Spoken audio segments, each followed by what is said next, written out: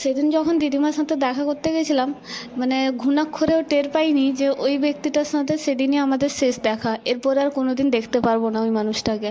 হ্যাঁ, আজ দুদিন হলো উনি আমাদের ছেড়ে চিরদিনের জন্য চলে গেছেন।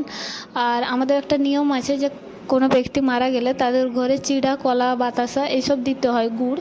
তো বাপের বাড়ি থেকে দিচ্ছিলো, মানে আমার বাবার বাড়ি থেকে দিচ্ছিলো। আর আমি যেহেতু এইখানেই আছি তাই ভাইকে বলছিলাম আমারটাও এইখানেই বাজার করে নিয়ে আয়। তো দুজনের মানে দুটো ঘর থেকে দুটো ব্যাগ যাচ্ছে, ভাই নিয়ে যাবে মামার ঘরে এখন। তো সেই ব্যাগটাই আমি গুছিয়ে দিলাম যে গিয়ে দিয়ে আসবে। আর এদিকে মানে ফেসবুক ইউটিউব ভাইরাল দীপ ভাই বলে একজন, উনি বর্ধমান থেকে ব্যাঙ্গালোর আদিযোগীর যে মন্দির আছে, মানে মহাদেবের মন্দির, তো ওইখানে দণ্ডি কেটে যাচ্ছেন। তো আজকে আমাদের বাড়ির মানে এনএইচ দিয়ে যাচ্ছিলেন। তো দেখা মানে দেখতে পেলাম আমরা। আর ওনাকে মানে কাকিমার বোন গেছিলো টাকা নিয়ে, ফল আর মানে জলের বোতল এইসব নিয়ে। তো জলের বোতলটা উনি নিয়েছেন, টাকা টাকা কিছু নেননি, বললো না টাকা আমি নিই না। যাই হোক, তো এইটুকুই ছিল আজকে মিনি ব্লগ।